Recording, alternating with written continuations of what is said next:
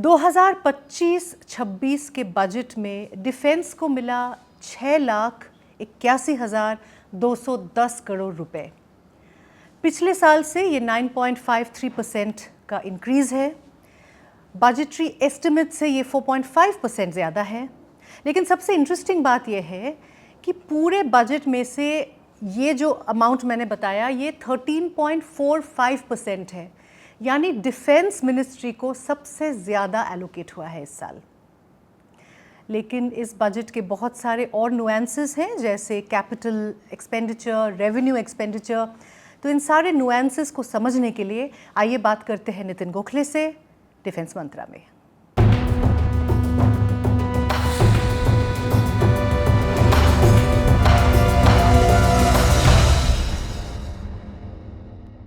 Nitin, 9.53% increase in the budget inflation को मद्देनज़र रखते हुए और मॉडर्नाइजेशन गोल्स को मद्देनज़र रखते हुए, क्या आपको लगता है कि ये काफ़ी है, ये अमाउंट? देखिए, बजट कभी भी काफ़ी नहीं होता है कि आप हाउस होल्ड का बजट देख लीजिए या सरकार का बजट देख लीजिए, हमेशा कम लगता है। हमेशा ज़्यादा की ज़रूरत होती है, थोड़ा है थोड़े की ज़रूरत है, ऐसा कहते हैं। हाँ। पर प्रैक्टिकली अगर सीरियसली कहा जाए तो भारत जैसे विकासशील देश को इतना ही बजट अफोर्ड करने की क्षमता अभी है डिफेंस के लिए, क्योंकि ऐसे सोशल सेक्टर्स बहुत से हैं जिसमें उसकी ज़रूरत ज़्यादा है। फिर भी मैं आपको एक बात की तरफ आपका और अपने व्यूअर्स का ध्यान आकर्षित करना चाहता हूँ कि जो ईयरली बजट होता है या एक्सपेंडिचर जो टैली होती है, एलोकेशन होती है, उसमें सबसे ज़्यादा पैसा अगर किसी को मिलता है, किसी मंत्रालय को, तो वो है रक्षा मंत्रालय, जो मिनिस्ट्री ऑफ डिफेंस को 13%, करीब 13% of the annual budget goes to defence ministry. First जो तो मिलता है वो बिटवीन 23 एंड 27% जाता है लोन्स को सर्विस करने में, लोन्स का इंटरेस्ट देने में। जो भारत सरकार अलग अलग तरह के लोन्स लेती है, IMF से, वर्ल्ड बैंक से, प्राइवेट सेक्टर से, सॉवरिन बॉन्ड से, लोगों से, उसकी सर्विसिंग करने में, प्रिंसिपल और इंटरेस्ट पे करने में नियरली 27% बजट हर साल खर्च किया जाता है। उसके बाद का सेकंड बेस्ट अलॉटमेंट या सेकंड लार्जेस्ट अलॉटमेंट डिफेंस को मिलता है। तो उस हिसाब से देखा जाए तो डिफेंस को कोई कंप्लेन करने की वजह नहीं है। पर वो है, जैसे आपने कहा कि इन्फ्लेशन है, वो कम लगता है। अभी हमारे सामने दो एडवर्सरीज खड़े हैं, उनकी चुनौतियां हैं, सीमा पे तनाव बना हुआ है, तो उसके कारण लगता है कि थोड़ा सा और बजट होना चाहिए था। पर उसमें और अलग अलग चीज़ें उसमें देखनी पड़ती है कि कितना खर्च करने की क्षमता है, आप कॉन्ट्रैक्ट उतने साइन कर पाते हो नहीं उसी साल में, या कॉन्ट्रैक्ट को रोल ओवर करना है। उस हिसाब से मैं समझता हूँ ये बजट सेटिस्फैक्ट्री है। आपने कहा कितना कर पाते हैं, उसी पे मैं आ रही हूँ। जो कैपिटल एक्सपेंडिचर है वो 1,72,000 करोड़ लास्ट ईयर था, इस साल वो हुआ 1,80,000 करोड़। लेकिन इसमें भी पिछले साल 1,72,000 में से 12,500 करोड़, जो कि करीब 7% है शायद, बिल्कुल, वो अनयूटिलाइज्ड है, अनस्पेंट है। तो ये क्यों हुआ, जबकि हम इतनी बात कर रहे हैं नए इक्विपमेंट की, नए प्रोक्योरमेंट की और मॉडर्नाइजेशन की? तो ये क्यों हुआ, और क्या ये रोल ओवर होगा, क्या इस साल में वो ऐड हो जाएगा? ये रोल ओवर नहीं होता है, पर इस साल जैसे आपने कहा कि 1,80,000 करोड़ कैपिटल एक्सपेंडिचर के लिए एलोकेट किए गए हैं जी। और सरकार हमेशा ये कहती है कि अगर ज़रूरत पड़े तो हम कैपिटल एलोकेशन के लिए और पैसा दे सकते हैं। जनरली देते भी हैं अगर ज़रूरत पड़ती है तो। जहाँ चेंज नहीं होता है वो होता है रेवेन्यू बजट, जो फिक्स होता है। मेंटेनेंस, रिपेयर, सप्लाईज, जो मेंटेनेंस ऑफ एग्जिस्टिंग इक्विपमेंट, पे एंड अलाउंसेस, वो सबका फिक्स रहता है, वो चेंज नहीं होता। तो मैं ये कहना चाहूँगा कि क्यों ऐसा होता है, क्यों अनस्पेंड रह जाते हैं पैसा।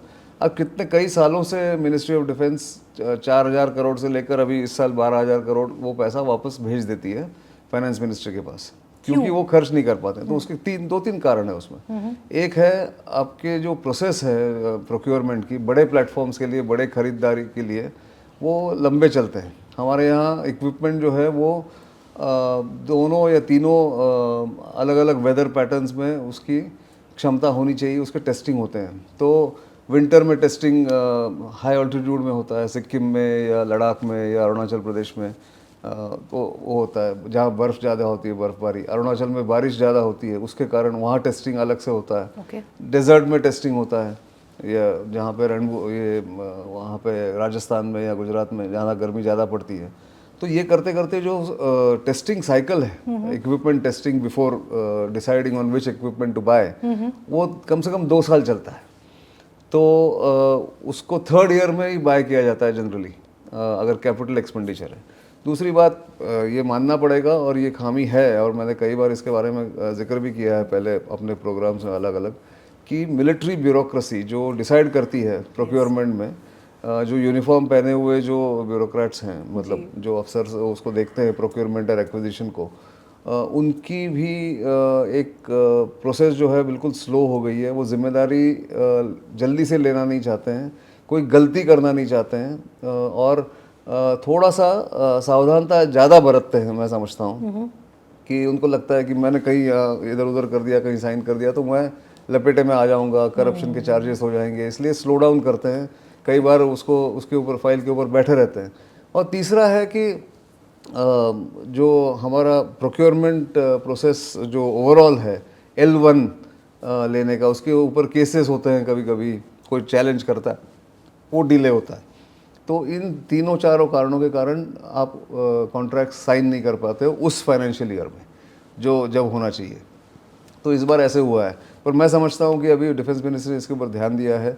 इस साल DAP डिफेंस एक्विजिशन प्रोसीजर का अमेंडमेंट होगा, अपडेट होगा, और DAP 2025 में टाइमलाइंस स्क्वीज़ की जाएगी। मैंने पिछली बार भी कहा था कि AON से लेकर एक्सेप्टेंस ऑफ नेसेसिटी से लेकर कॉन्ट्रैक्ट साइनिंग का जो टाइमलाइन है या जो टाइम टेबल है, उसको 2 साल से ज़्यादा नहीं रखना चाहिए। ऐसी एक उम्मीद इंडस्ट्री की भी है और सरकार की भी है, मतलब मिनिस्ट्री की भी है। आने वाले दिनों थोड़ा फास्ट ट्रैक हो जाएगा प्रोसेस। हाँ, मेरा इनफैक्ट ये सवाल था कि ये 12,500 करोड़ अगर आर्मी या मिलिट्री को लगता है कि हमारे पास ये कम है, कुछ भी, जैसे स्नो गॉगल्स मान लीजिए, कुछ भी मान लीजिए, तो 31 मार्च के पहले खरीद लें तो हो गया। तो शुड बी इजी। नहीं, पर वो नहीं होता है, क्योंकि उसके सेट प्रोसीजर्स होते हैं, उसमें आपके नियम कानून हैं। जो हम तो जैसे फाइल्स हैं उसके ऊपर साइन करना, सबके कंसेंट लेना, DAC के पास वापस जाना, डिफेंस एक्विजिशन काउंसिल के पास जो हाईएस्ट डिसीजन मेकिंग बॉडी है। और उससे ज़्यादा मैं ये कहूँगा कि अभी भी 2 महीने बाकी है, करीब 2 महीने बाकी इस फाइनेंशियल ईयर के। तो मैं समझता हूँ कि 2-3 बड़े कॉन्ट्रैक्ट्स होने की उम्मीद है। उसमें ऐसा भी हो सकता है कि 159 करोड़ जो दिखाया गया है कि कैपिटल एलोकेशन है कैपिटल बजट का, उसकी जगह 2 लाख करोड़ खर्च कर दें सरकार। ये भी हो सकता है। अगर कॉन्ट्रैक्ट साइन हो जाते हैं तो इसके लिए फाइनेंस मिनिस्ट्री तैयार रहती है कि वो पैसा वापस दे दे 31 मार्च से पहले। तो कौन से ऐसे कॉन्ट्रैक्ट्स हैं जो साइन हो सकते हैं? जो ATAGS वाला कॉन्ट्रैक्ट है, advance towed artillery gun system, जो भारत फोर्ज और टाटा को ऑर्डर, मतलब उसके सिलेक्शन हो गया है पर ऑर्डर अभी तक आई नहीं है, जो करीब 8,000 करोड़ का है, वो है। फिर और 1-2 कॉन्ट्रैक्ट्स हैं, तो ऐसे करके वो 12,000 करोड़ ऐसे ही खर्च कर सकते हैं, ऐसा मैं समझता हूँ। तो एलोकेशन के हिसाब से हम अभी बात कर रहे हैं, पर प्रैक्टिकली कभी कभी ये बदल भी जाता है। हमने कुछ हफ्ते पहले नेवी की मॉडर्नाइजेशन की बात की थी और किस तरह से इंडिया कोशिश कर रहा है कि अपना नेवल फ्लीट जो है वो, क्योंकि हम बहुत एक्सपैंड कर रहे हैं उसको फ्यूचर चैलेंजेस को देखते हुए। इनफैक्ट हमारे व्यूअर्स अगर चाहें तो इस वीडियो को देख भी सकते हैं, अपने डिस्क्रिप्शन में हम उसका लिंक डाल देंगे।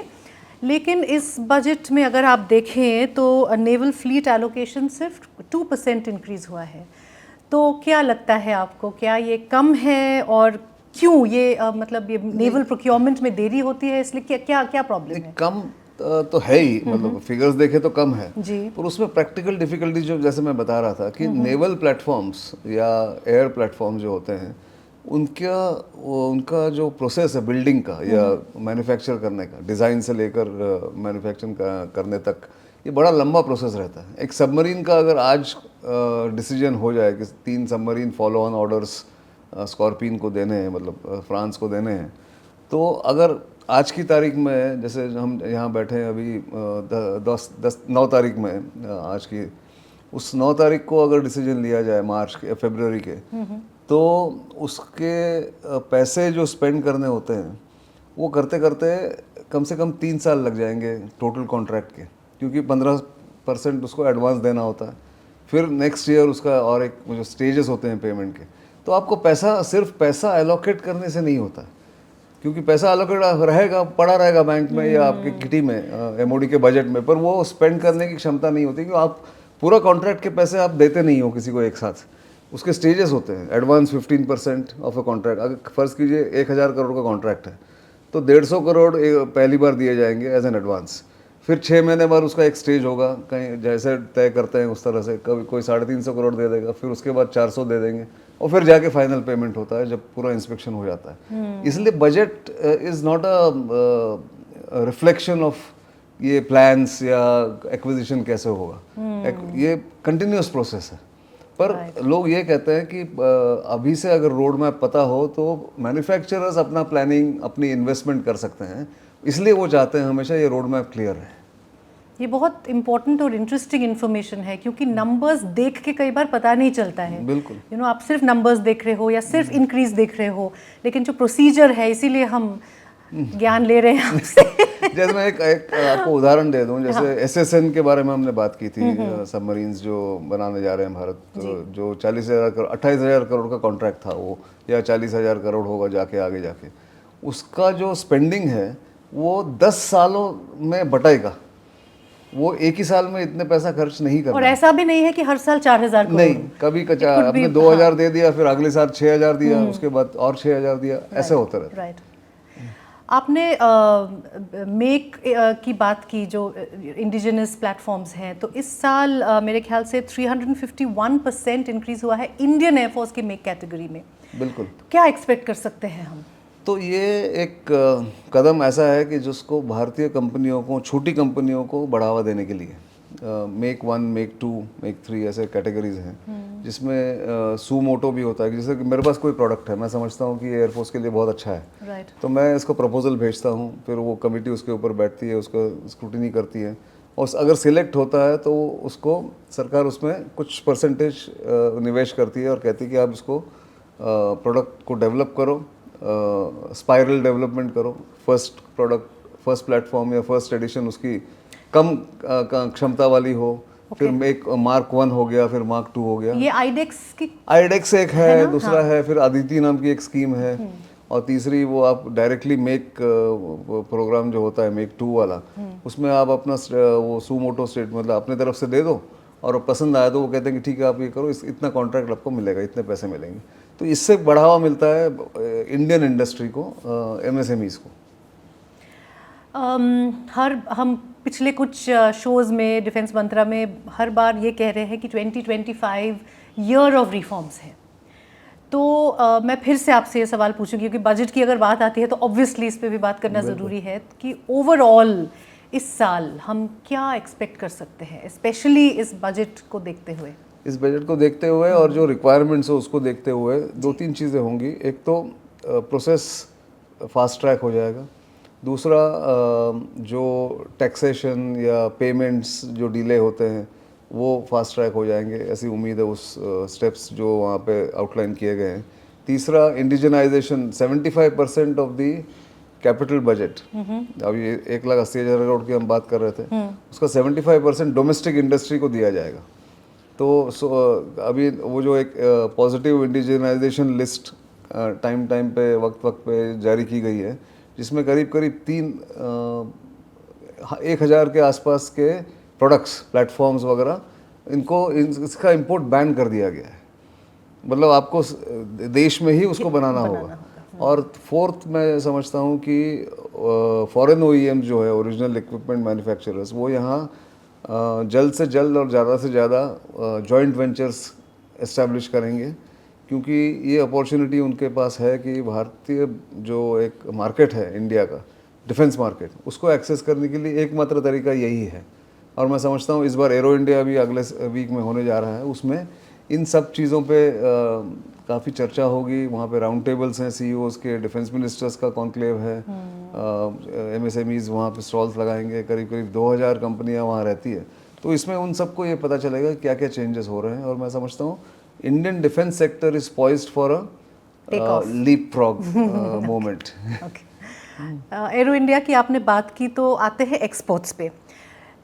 पिछले दशक में, पिछले 10 साल में 31 फोल्ड इंक्रीज हुआ है एक्सपोर्ट्स में। बिल्कुल।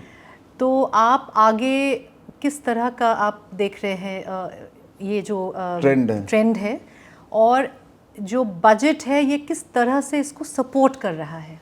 तो इसमें बजट को ज़्यादा सपोर्ट करने की ज़रूरत नहीं पड़ती है, क्योंकि एक्सपोर्ट अगर आपका प्रोडक्ट अच्छा है और अगर वो भारतीय किसी सेना में किसी भी अंग में वो शामिल है, एयरफोर्स, नेवी या आर्मी में, तो तुरंत बाहर के देश उसको ले लेते हैं, क्योंकि जो हमारी टेस्टिंग प्रोसीजर है वो बहुत स्ट्रिंजेंट है। तो वो कहते हैं कि अगर ये भारतीय मिलिट्री में, इंडियन मिलिट्री में अगर शामिल है, ये प्रोडक्ट कंपोनेंट हो या प्लेटफॉर्म हो, तो हम उसको ऑटोमेटिक ले लेंगे, ज़्यादा टेस्टिंग करने की ज़रूरत नहीं है, वो डायरेक्टली वर्ल्ड क्लास है। तो इसमें एक्सपोर्ट्स इसलिए बढ़ रहे हैं क्योंकि हमने उसको काफ़ी बढ़ावा दिया है।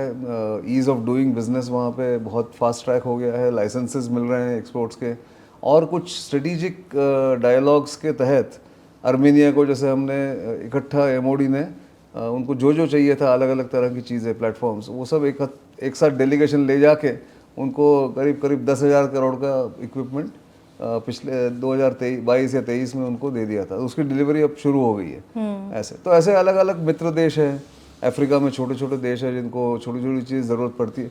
पर अभी भी उसमें एक खामी मैं समझता हूँ है एक्सपोर्ट्स में, कि भारतीय प्रोडक्ट्स, कंप्लीट प्रोडक्ट अभी तक, प्लेटफॉर्म जिसको कहते हैं, वो अभी तक ज़्यादा संख्या में, भारी मात्रा में एक्सपोर्ट नहीं हो रहे हैं, एक्सेप्ट ब्रह्मोस जो हमने फिलीपींस को दिया, और अभी बातें चल रही थी कि हम वियतनाम और इंडोनेशिया को देना पड़ेगा, या वो चाहते हैं। तो उसके अलावा अभी तक LCA तेजस एक्सपोर्ट नहीं हो पाया है, हमारे हेलीकॉप्टर्स एक्सपोर्ट नहीं हो पाए हैं, शिप्स काफ़ी संख्या में एक्सपोर्ट्स हुए हैं, छोटे छोटे फास्ट अटैक क्राफ्ट जिसको कहते हैं, या फास्ट पेट्रोल बोट्स, ये सब हुए हैं। और हम भी, भारत की तरफ से भी कई बार डोनेशंस दिए जाते हैं, उनको भी एक्सपोर्ट्स के तहत माना जाता है, उसकी वैल्यू पकड़ के। अच्छा। जैसे हम मालदीव्स को या मॉरिशस को या सेशल्स को, छोटे जो देश है इंडियन ओशन में, या कोई हमारे नेबर्स है, उनको कुछ अगर देते हैं अंडर फ्रेंडशिप ट्रीटी या under very concessional rates of loan, तो वो भी उसमें शामिल हो जाते हैं एक्सपोर्ट्स में। R&D की बात करते हैं, रिसर्च एंड डेवलपमेंट बहुत ज़रूरी है, और स्पेशली अगर हम इंडिजिनस प्रोडक्ट्स बनाएंगे तो इस साल काफ़ी अच्छा, मतलब 10% DRDO चीफ ने कहा था कि वी नीड एटलीस्ट, लेकिन आई थिंक 13% इस बार दिया गया है। सो क्या लगता है आपको, क्या चेंजेस हम देख सकते हैं? क्योंकि बहुत कुछ है, ड्रोन्स, एंटी ड्रोन, बहुत कुछ हो रहा है इंडिया में। अगर भारतीय मिलिट्री को रेडी रखना है फ्यूचर वॉर्स के लिए, फ्यूचर वॉर्स की फ्यूचर टेक्नोलॉजी आपको इंडक्ट करनी पड़ेगी, और फ्यूचर टेक्नोलॉजी इंडक्ट करने के लिए आपको इंडिजिनसली उसका रिसर्च करना पड़ेगा। बिल्कुल। तो इसलिए ये बजट एलोकेशन हुआ है। 25% of DRDO budget will be given to private sector. ये पुरानी घोषणा थी, उसको कंटिन्यू किया जा रहा है, और जैसे परसेंटेज इंक्रीज जो हुआ है एलोकेशन का, उसके मुताबिक अभी जो कंपनियां इनोवेशन करना चाहेंगी, जो इंडिजिनाइजेशन करना चाहेंगी, कोई नया प्रोडक्ट लेके आ रहे हैं जो प्रूव करना है, उसके लिए ये सब पैसा अभी उसमें लगेगा। उसमें एक टेक्नोलॉजी डेवलपमेंट फंड भी है, TDF कहते हैं उसको, वो भी छोटी छोटी स्टार्टअप्स को या इनोवेटर्स को या इंस्टीट्यूशंस को, IITs हैं, इंडियन इंस्टीट्यूट ऑफ साइंस है, या फिर छोटी यूनिवर्सिटीज़ है प्राइवेट, उनको दिया जाता है, जहाँ पे इंक्यूबेशन होता है, जहाँ पे नए प्रोडक्ट्स को कंसेप्शुलाइज किया जाता है, और उसके बाद फिर उसको प्रोडक्ट में डेवलप किया जाता है। पेंशन एक बहुत बड़ा हिस्सा है डिफेंस बजट का, तो क्या सोच रही है सरकार? ये तो ऑब्वियसली ये होना ही चाहिए, क्योंकि इतने सालों से जो देश सेवा इन लोगों ने किया है। एक तो मैं उसके बारे में पूछना चाहती हूँ, दूसरा अग्निवीर के बारे में पूछना चाहती हूँ। अग्निवीर में भी बजट इंक्रीज़ हुआ है, काफ़ी ज़्यादा हुआ है, 85% हुआ है। तो अग्निवीर के सक्सेस की अगर हम बात करें, एक्सपेंशन की अगर बात करें, तो ये बजट क्या इंडिकेट करता है? ये बजट इंडिकेट करता है कि अग्निवीर एक्सेप्टेबल हो गया है सबके लिए। और सरकार ने इसके ऊपर बिल्कुल निर्णय ले लिया है कि अग्निपथ कंटिन्यू करेगा, not with standing any criticism. क्योंकि अग्निवीर सिर्फ बचत के लिए नहीं है या पैसे बचाने के लिए नहीं है। अग्निवीर जो है ये एज प्रोफाइल कम रखने के लिए इंडियन मिलिट्री का उनको इसके लिए उसका कॉन्सेप्ट इंट्रोड्यूस किया गया है।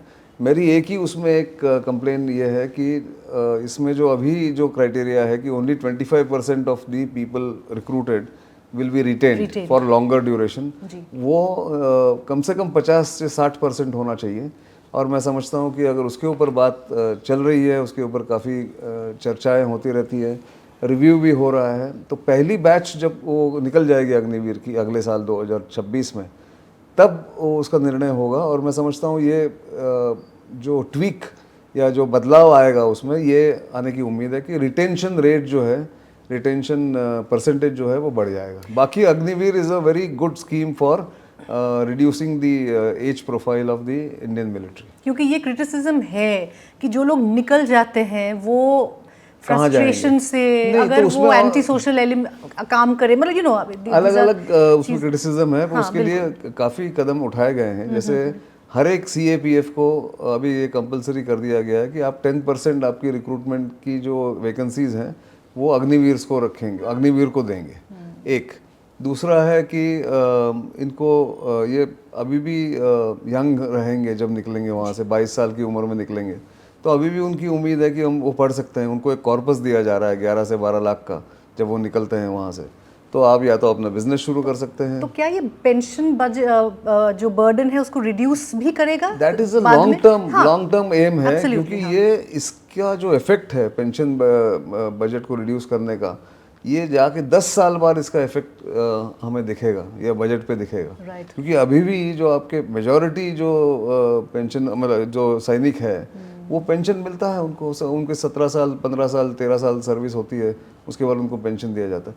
तो वो जब पूरी तरह से बाहर जाएंगे या 50% बाहर जाएंगे अंडर द अग्निवीर स्कीम, तब वो पेंशन जाके रिड्यूस होगा। ओके, माय गॉड, मेरे ख्याल से काफ़ी सारी चीज़ों पे हमने बात कर ली है, तो आप इसको थोड़ा सा गौर से सुनिए, समझिए और अपने कमेंट्स हमें लिख के भेजिए। आई एम श्योर बहुत सारी जानकारी आपको मिली है। जो भी आपके डाउट्स थे काफ़ी क्लियर हो गए होंगे। मेरे तो बहुत सारे डाउट्स क्लियर हो गए क्योंकि नितिन बहुत बिजी रहते हैं। मैं इसी टाइम पे उनसे इन सब चीज़ों पे बात कर सकती हूँ पर्सनली।